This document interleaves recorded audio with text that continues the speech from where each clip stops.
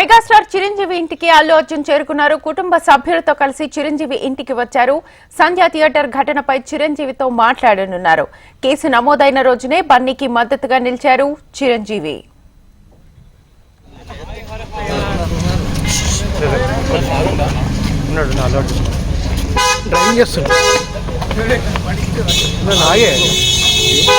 Media వాళ్ళమే అరే నువ్వు మీడియా ఎక్కినా వెహికల్ ఎక్కినా ఉన్నాడా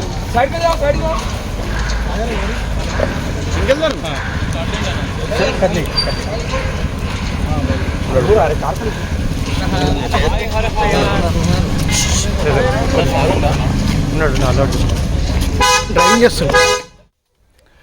మెగాస్టార్ చిరంజీవి ఇంటికి అల్లు అర్జున్ చేరుకున్నారు. కుటుంబ సభ్యులతో కలిసి చిరంజీవి ఇంటికి వచ్చారు. సంధ్య థియేటర్ ఘటనపై చిరంజీవితో మాట్లాడనున్నారు. కేసు నమోదైన రోజునే బన్నీకి మద్దతుగా నిలిచారు చిరంజీవి.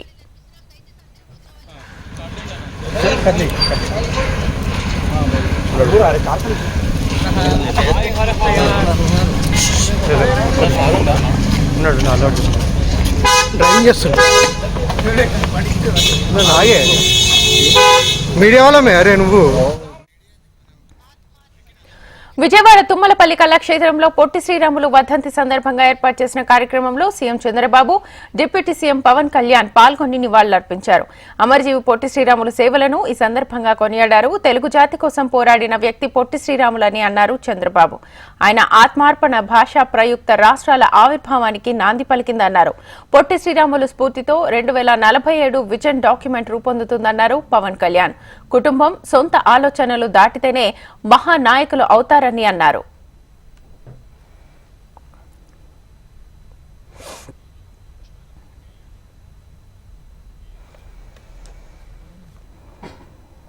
ఈరోజు మనం అందరం తెలుగు వారందరం కూడా గర్వంగా తెలుగు రాష్ట్రంలో మేమున్నామని చెప్పుకునే రోజు వచ్చిందంటే అది ఒక వ్యక్తి వల్ల. ఆ వ్యక్తే పొట్టి శ్రీరాములు గారని చెప్పుడని మీకు తెలియజేస్తున్నా. మనం అందరం 24 గంటలు ఆలోచిస్తూ ఉంటాం, మన కోసం ఆలోచిస్తాం. ఇంకొద్ది ఎక్కువైతే మన కుటుంబం కోసం ఆలోచిస్తాం. కొంతమంది గ్రామం కోసం ఆలోచిస్తారు.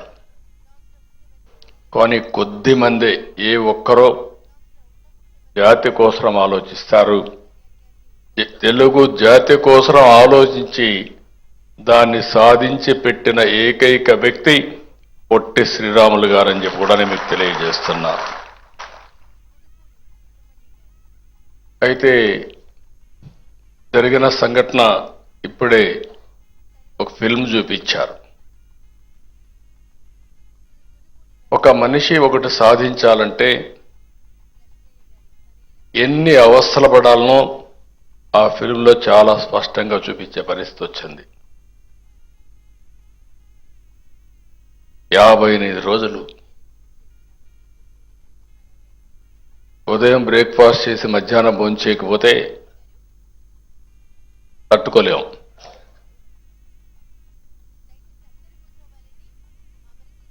ఈ మధ్య సత్యాగ్రహాలన్నీ చూశాం.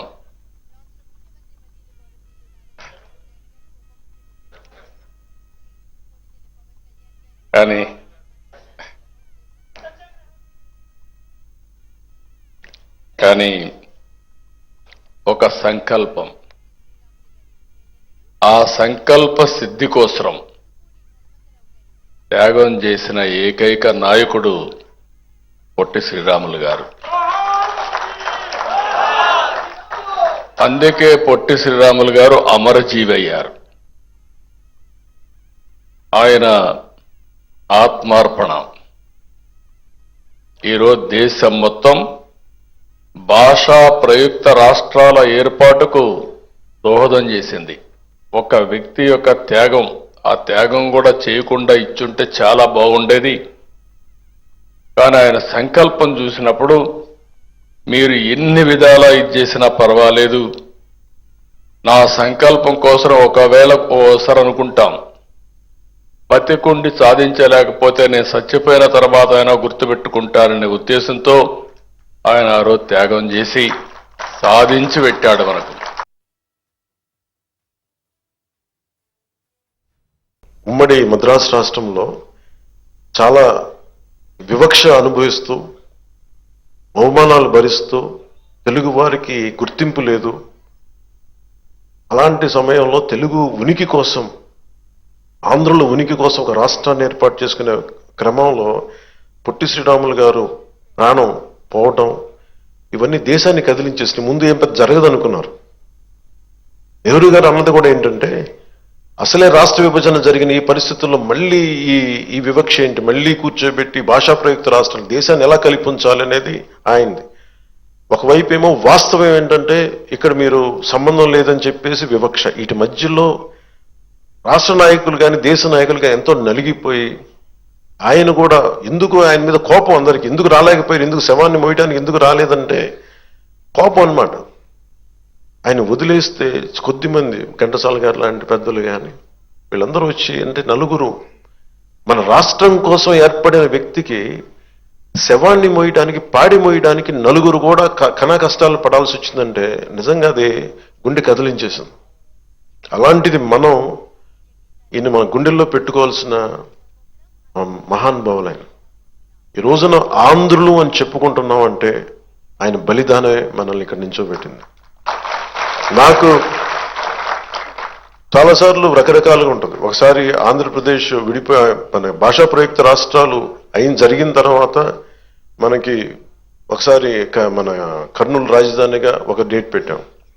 తర్వాత మళ్ళీ మనకి తెలంగాణ రాష్ట్రాన్ని విలీనం చేసి ఉమ్మడి ఆంధ్రప్రదేశ్కి ఏర్పడిన ఒకటి మళ్ళీ విడిపోయిన తర్వాత ఇవన్నీ మొన్న చాలాసార్లు క్యాబినెట్లో మాట్లాడుతూ ఉంటే గౌరవ ముఖ్యమంత్రి గారు చంద్రబాబు నాయుడు గారు చెప్పింది, ఆయన ఆత్మార్పణ దినాన్ని మనం చాలా ఘనంగా జరుపుకోవాలి.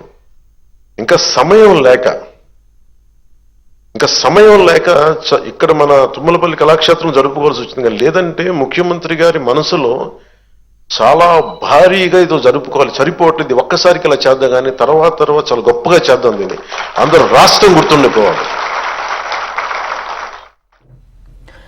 భారత రాష్ట్రపతి ద్రౌపది ముర్ము ఈ నెల 17న ఏపీలో పర్యటించనున్నారు. మంగళగిరిలోని all India institute of medical sciences ప్రథమ స్నాతకోత్సవంలో పాల్గొనున్నారు. ఈ కార్యక్రమంలో governor Abdul Nazeer, CM Chandrababu, deputy CM Pawan Kalyan, కేంద్ర రాష్ట్ర మంత్రులు జేపీ నడ్డా, సత్యకుమార్ తదితరులు పాల్గొనున్నారు. రాష్ట్రపతి రాక సందర్భంగా అధికారులు ఏర్పాట్లు చేస్తున్నారు. ఎయిమ్స్ లో సంబంధిత వైద్యాధికారులతో పాటు నగర పాలక, రెవెన్యూ తదితర శాఖల అధికారులతో జిల్లా కలెక్టర్ సమీక్ష నిర్వహించారు. రాష్ట్రపతి పాల్గొనే సదస్సు ప్రధాన ఆడిటోరియాన్ని పరిశీలించారు.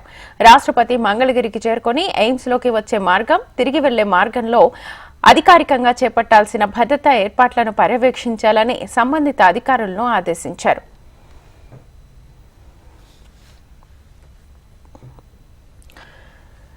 రైతులు మీకు ఓట్లు వేయరని తెలిసే పోలీసులను అడ్డుపెట్టుకుని ఎన్నికలు చేస్తున్నారని కడప ఎంపీ అవినాష్ రెడ్డి అన్నారు. సాగునీటి సంఘాల ఎన్నికల విషయంలో టీడీపీ మాజీ ఎమ్మెల్సీ బీటెక్ రవి వ్యవహార శైలిపై మండిపడ్డారు. జిల్లాలో అప్రజాస్వామికంగా సాగునీటి సంఘాల ఎన్నికలు జరిగాయని అవినాష్ రెడ్డి అన్నారు. కూటమి ప్రభుత్వం రైతులకు ఏమీ చేయలేదనే విషయం వారికి తెలుసునని, అందుకే అక్రమ మార్గంలో ఎన్నికలు జరిపి టీడీపీ నాయకులు ఏకగ్రీవమయ్యే విధంగా చేసుకున్నారని అన్నారు. ఈ ఎన్నికల్లో ప్రధానంగా ఎవరైనా రైతు కంటెస్ట్ చేయాలి అంటే ఈ ఎన్నికల్లో టీసీ మెంబర్గా కంటెస్ట్ చేయాలంటే ఆ రైతుకు సంబంధించిన నీటి బకాయిలు అప్ టు డేట్ కట్టి ఉండాలా, విఆర్ఓ దగ్గర నో డ్యూస్ సర్టిఫికేట్ తీసుకొని ఉండాలనేది మ్యాండేటరీ. అవి ఉంటేనే ఆ రైతు పెట్టే నామినేషన్ వ్యాలిడ్ అవుతుంది. అవి లేకపోతే ఆ నామినేషన్ ఇన్వాలిడ్ అంటే చెల్లదు. ఇది ప్రభుత్వం పెట్టిన నిబంధన, తెలుగుదేశం ప్రభుత్వం పెట్టిన నిబంధన ఇది. మరి ఆ నిబంధనలో భాగంగా నిజంగా వీళ్ళు ఎన్నికలు కోరుకునే వాళ్ళైతే విఆర్ఓలు అందుబాటులో ఉండి ఏ రైతు పోయినా కూడా పన్ను కట్టించుకొని నోటీస్ సర్టిఫికేట్ ఇచ్చే విధంగా ఉండాలి. కానీ అదేమీ కావట్లే వీళ్ళకు. భద్రాద్రి కొత్తగూడెం జిల్లా అశ్వారావుపేటలో ప్రొఫెసర్ జయశంకర్ వ్యవసాయ విశ్వవిద్యాలయం వజ్రోత్సవాల్లో మంత్రి తుమ్మల నాగేశ్వరరావు ఎమ్మెల్యే ఆదినారాయణ పాల్గొన్నారు. నాటి ఎన్టీఆర్ హయాంలో ఈ యూనివర్సిటీని తాను తీసుకొచ్చానని మంత్రి తుమ్మల అన్నారు. తన 35 రాజకీయ ప్రయాణంలో రైతుల ప్రయోజనాల కోసం ఏ చిన్న అవకాశాన్ని వదిలిపెట్టలేదన్నారు. మలేషియా పామాయిల్ బోర్డు ప్రతినిధులతో కలిసి మంత్రి తుమ్మల వజ్రోత్సవాల్లో ఏర్పాటు చేసిన స్టాల్స్ ని పరిశీలించారు. ఇట్లా బొమ్మలతో రియలిస్టిక్ ఉండాలి. కొన్ని తెలుసుకోవాల్సిన సాంకేతిక విషయాలు చెప్తాను. జగిత్యాల జిల్లాలో బీఆర్ఎస్ ఎమ్మెల్సీ కవిత పర్యటించారు. టూరర్ బైపాస్ దగ్గర ఎమ్మెల్సీ కవితకు బీఆర్ఎస్ శ్రేణులు గజమాలతో స్వాగతం పలికారు. బైపాస్ రోడ్లోని అంబేద్కర్ విగ్రహానికి పూలమాల వేసి నివాళులర్పించారు. మహిళలతో కలిసి కవిత గ్యారంటీ పథకాల పేరిట అధికారంలోకి వచ్చిన ఏడాది కాలంలో కాంగ్రెస్ సర్కార్ అన్ని వర్గాల ప్రజలను మోసం చేసిందని ఆదిలాబాద్ జిల్లా బోధన్ టీఆర్ఎస్ ఎమ్మెల్యే అనిల్ జాదవ్ ఆరోపించారు. ఎన్నికలు ఎప్పుడు వచ్చినా మళ్లీ బీఆర్ఎస్ పార్టీ అధికారంలోకి వస్తుందన్నారు. ఏడాది కాంగ్రెస్ పాలనలో ప్రజలు విశ్వాసం కోల్పోయారని, ఆచరణ సాధ్యం కాని హామీలతో గట్టెక్కిన కాంగ్రెస్ నేతలకు బుద్ధి చెప్పేందుకు ప్రజలు సిద్ధంగా ఉన్నారన్నారు. స్థానిక ఎన్నికల్లో ఖచ్చితంగా బీఆర్ఎస్ మెజార్టీ స్థానాల్లో విజయం సాధిస్తుందని పేర్కొంటున్న ఎమ్మెల్యే అనిల్ జాదవ్తో మా ప్రతినిధి శ్రీనివాస్ ఫేస్ టు ఫేస్. నియోజకవర్గ ప్రజలకు రకరకాల హామీలిచ్చి సమస్యల పరిష్కారమే ముందు చూపుగా అధికారంలో లేకున్నా ప్రతిపక్షంలో ఉన్న కేవలం ప్రజల కోసమే పనిచేస్తున్న వ్యక్తిగా అనిల్ జాదవ్ పేరుంది. బోత్ కాన్స్టిట్యూన్సీకి సంబంధించి అనిల్ జాదవ్ గారు ఉన్నారు. ఆయనతో మాట్లాడే ప్రయత్నం చేద్దాం. సార్, ఏడాది కాలం పూర్తయింది. అధికారంలో లేరు, ప్రతిపక్షంలో ఉన్నప్పటికీ కూడా ప్రతినిత్యం ప్రజల్లో ఉంటా ఉన్నారు. ఏమేం చెప్పదలుచుకున్నారు? అసలు ఏం జరిగింది ఏడాది కాలంలో? అభివృద్ధి విషయంలో అయితే గతంలో నాకు టికెట్ అనౌన్స్ తర్వాత 3 నెలల సమయం ఉండే కాబట్టి ఆ సమయంలోనే దాదాపుగా మనము 100 కోట్ల అభివృద్ధి పనులు అప్పుడు మనం మంజూరు చేయడం జరిగింది, చేయించుకోవడం. అదే పనులు తర్వాత ఇంకా కొన్ని ఈ ప్రభుత్వం వచ్చిన తర్వాత కూడా మన ప్రయత్నంతో మనం కూడా ఇంకా ఒక 50, 20, 30 కోట్లు తెచ్చుకొని దాదాపు 150 కోట్లతోటి ఈరోజు నియోజకవర్గంలో అభివృద్ధి జరుగుతూ ఉన్నది. రోడ్లు కానీ ఇంకా ఇతర చెక్ డ్యామ్స్, ఇరిగేషన్స్ కానీ ఇంకా చాలా పనులు, ఇక గ్రామ పంచాయతీ బిల్డింగ్లు, అంగన్వాడీ బిల్డింగ్లు, ఇవన్నీ కార్యక్రమాలు జరుగుతూ ఉన్నాయి. ఈ ఎన్ఆర్ఈజిఎస్ పరంగా కూడా మనము సిసి రోడ్లు కూడా దాదాపుగా 10 కోట్ల రూపాయలు కూడా మనము సిసి రోడ్డు వేయించడం జరిగింది.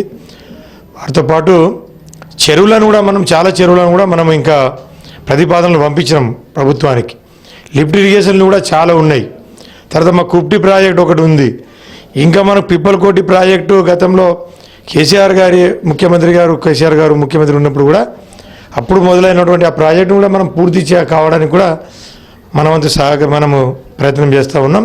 భీంపూర్ తాంసి మండలాన్ని కలిపే కరంజీ మార్గం ఇది దశాబ్దాలుగా పెండింగ్ లో ఉంది. చాలా మంది నేతలు వచ్చి వెళ్ళారు. ప్రస్తుతం దీని మీద కాన్సన్ట్రేట్ చేస్తా ఉంటే ఎట్లా ఉండబోతుంది? వర్క్స్ ఎప్పటిదాకా స్టార్ట్ చేసి ఇప్పుడు కంప్లీట్ చేస్తారు? మీరు చెప్పినట్టు ఏదైతే కరంజీ రోడ్ ఉందో వాళ్ళ దశాబ్ద కాలం, అక్కడ చిరకాల వాళ్ళ యొక్క స్వప్నం అది.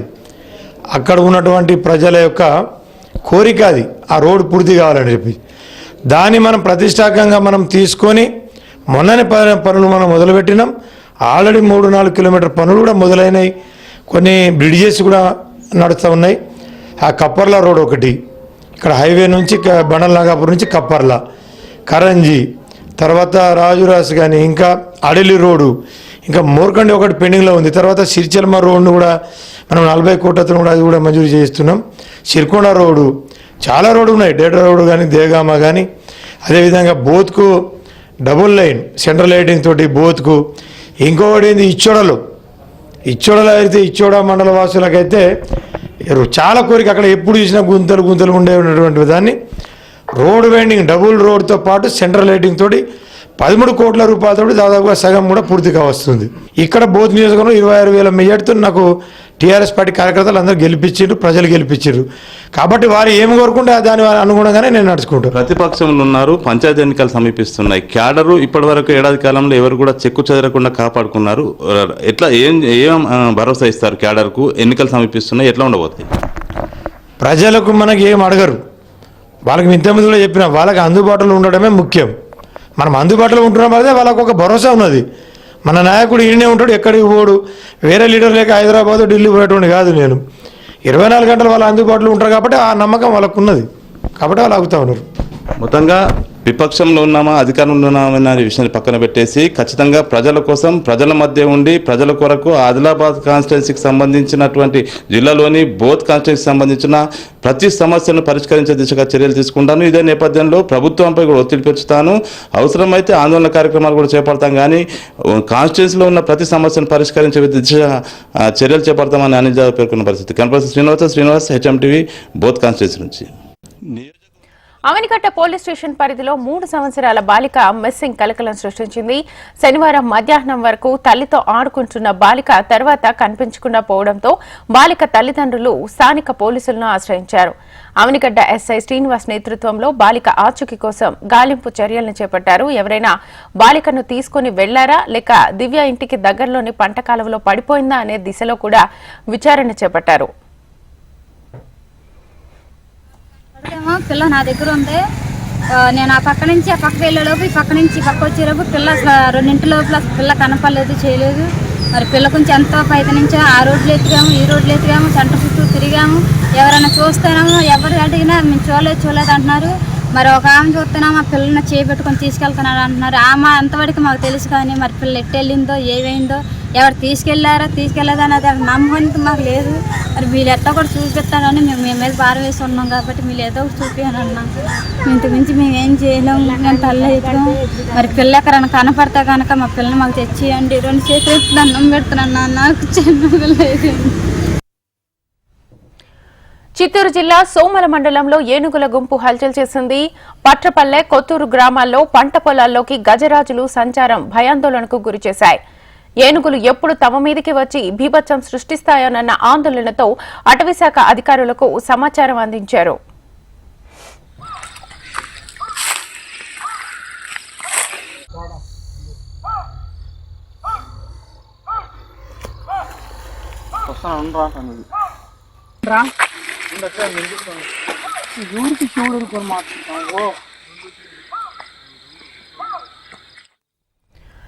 దొంగ నోట్ల తయారీతో పాటు చెలామణి చేస్తున్న 6 ముఠా సభ్యుల్ని కామారెడ్డి జిల్లా పోలీసులు అరెస్ట్ చేసి రిమాండ్కు తరలించారు. అలాగే పరారీలో ఉన్న మరో 2 త్వరలోనే పట్టుకుంటామన్నారు. ఈ ముఠా దగ్గర నుంచి 56,90,000 రూపాయల విలువైన 500 నోట్లను స్వాధీనం చేసుకున్నారు. కంప్యూటర్ పరికరాలు, 1 కారు, 6 సెల్ ఫోన్లను స్వాధీనపరుచుకున్నట్లుగా తెలుస్తోంది.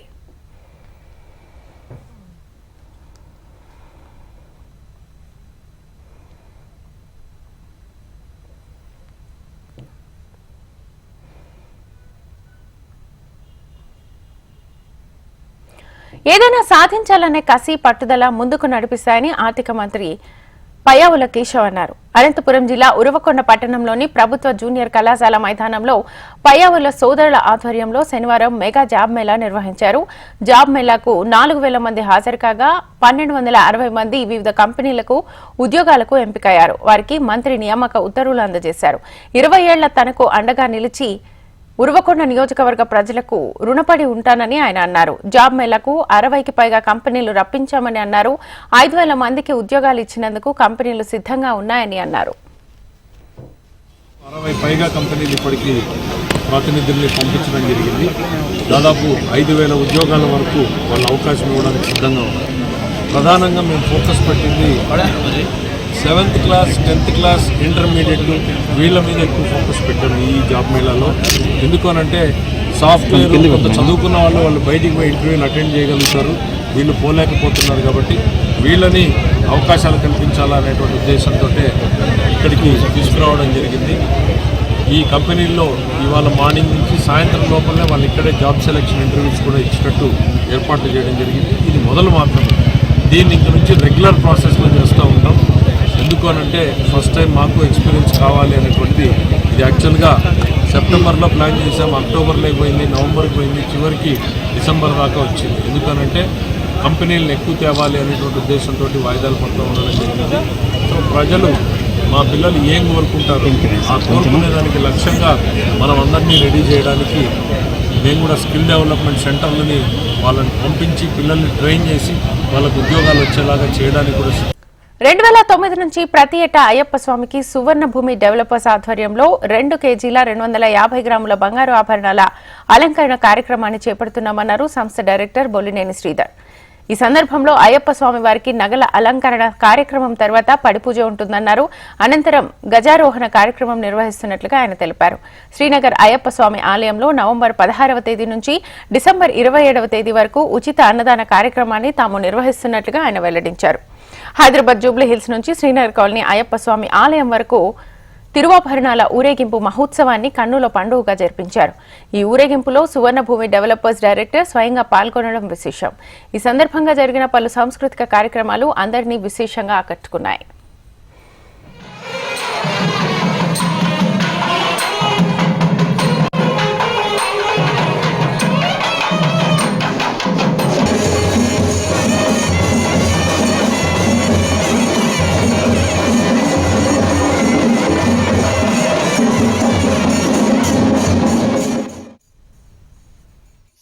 కాలనీ అయ్యప్ప స్వామి టెంపుల్ నందు ప్రతి సంవత్సరం లాగే ఈరోజు తిరువాభరణ కార్యక్రమం జరుగుతుంది.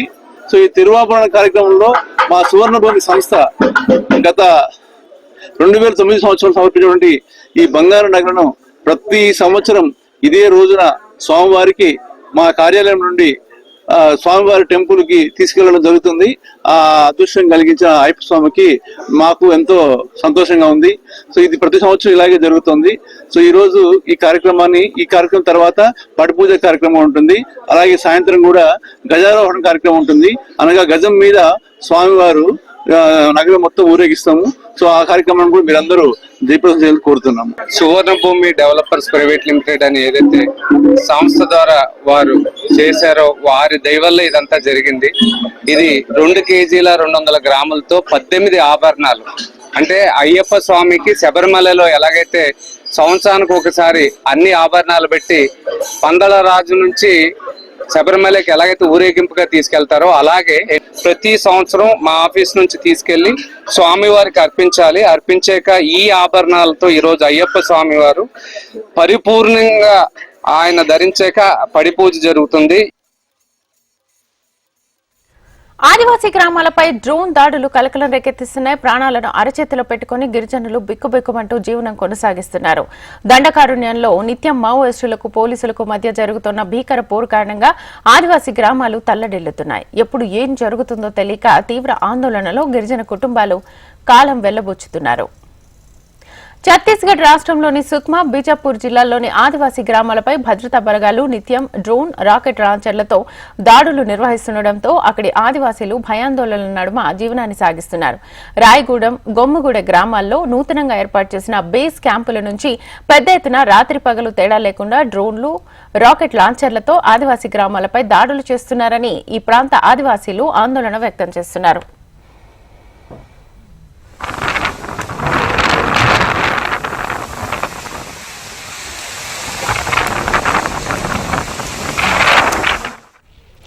కంటికి రెప్పలా కాపాడాల్సిన భద్రతా దళాలు దాడులు చేయడం ఎంతవరకు సమంజసమని ఆదివాసులు మండిపడుతున్నారు. ఏకపక్షంగా వ్యవహరిస్తూ అడవులను ఆదివాసీలకు కాకుండా చేయడం ఎంతవరకు సమంజసమని నిలదీస్తున్నారు. బాంబు దాడుల వల్ల పంట పొలాలు నాశనమవుతున్నాయని వాపోతున్నారు. అత్యంత దారుణంగా గ్రామాలపై పడి ఇబ్బందులకు గురి చేస్తున్నారని ఆదివాసీలు వాపోతున్నారు. మావోయిస్టులతో ఎలాంటి సంబంధాలు లేని వారిని సైతం బేస్ క్యాంపుల దగ్గరకు తీసుకెళ్లి రోజుల తరబడి అదుపులో ఉంచి పోలీసులు నానా చిత్రహింసలకు గురి చేస్తున్నారని ఆయా గ్రామాల ఆదివాసీలు ఆరోపిస్తున్నారు. రాకెట్ లాంచర్లతో మరుభూమిని యుద్ధభూమిగా మార్చేస్తున్నారని, స్వతంత్ర భారతావనిలో స్వేచ్ఛగా బ్రతకలేక గిరిజనులు నలిగిపోతున్నారని ఆదివాసీ సంఘాల నాయకులు మండిపడుతున్నారు. కరువమంటే కప్పకు కోపం, విడవమంటే పాముకు కోపం అన్న చందంగా అటవీ గ్రామాల ప్రజల జీవితాలు అటు పోలీసులకు ఇటు మావోయిస్టులకు మధ్య నలిగిపోతున్నాయని, ఇకనైనా ఉన్నతాధికారులు చొరవ చూపి అడవి తల్లిని నమ్ముకుని జీవనం సాగిస్తున్న ఆదివాసీలను కాపాడాలని వారు కోరుతున్నారు.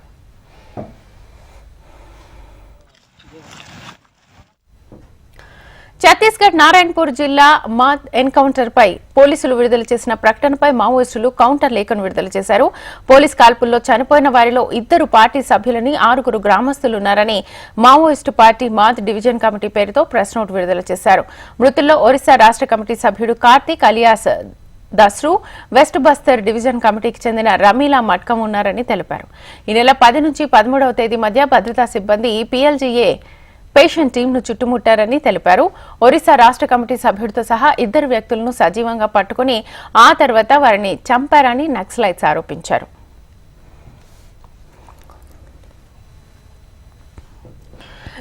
శ్రీశైలంలో ముక్కంటి మల్లన్న ఆలయానికి భక్తుల రద్దీ పెరిగింది. వరుసగా సెలవులు కావడంతో క్షేత్రంలో భక్తుల రద్దీ అనూహ్యంగా పెరిగింది. భక్తజనంతో ఆలయ ప్రాంగణంతా భక్తుల సందడి వాతావరణం నెలకొంది. వేకువజాము నుంచే పాతాళగంగలో పుణ్య స్నానాలు ఆచరించి శ్రీ బ్రహ్మరాంబ మల్లికార్జున స్వామి అమ్మవార్ల దర్శనార్థమై క్యూ లైన్స్ లో దర్శన కంపార్ట్మెంట్స్ లో బారులు తీరారు. స్వామి అమ్మవార్ల దర్శనానికి సుమారు 6 గంటల సమయం పడుతోంది. మరోపక్క భక్తుల రద్దీ దృష్ట్యా శని, ఆది, సోమవారాల్లో ఆజిత అభిషేకాలు నిలుపుదల చేశారు. స్పర్శ దర్శనానికి మాత్రమే భక్తులకు అనుమతినిస్తున్నారు. ఆలయ క్యూ లైన్స్ లో భక్తులకు ఎలాంటి ఇబ్బందులు కలగకుండా ఆలయ ఈవో శ్రీనివాసరావు అధికారులు ప్రత్యేక ఏర్పాట్లు చేశారు. దర్శనార్థమై క్యూ లైన్లు, కంపార్ట్మెంట్స్ లో ఉన్న భక్తులకు ఎప్పటికప్పుడు అల్పాహారం, పాలు, బిస్కెట్లు, మంచినీరు అందిస్తున్నామని ఆలయ ఈవో శ్రీనివాసరావు తెలిపారు.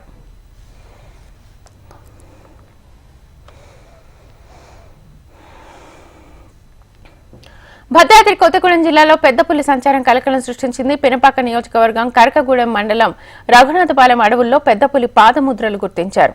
సమాచారం తెలుసుకున్న సమీప గ్రామ ప్రజలు భయాందోళనతో బిక్కుబిక్కుమంటూ గడుపుతున్నారు. ఆలపల్లి మండలంలోని దొంగతోగు దగ్గర పులి అరుపులు వినిపించాయని రైతులు ఫారెస్ట్ అధికారులకు సమాచారం అందించారు. రంగంలోకి దిగిన ఫారెస్ట్ అధికారులు సీసీ కెమెరాలను అమర్చారు. 2 టీములుగా ఏర్పడి పెద్ద పులి కోసం గాలిస్తున్నారు.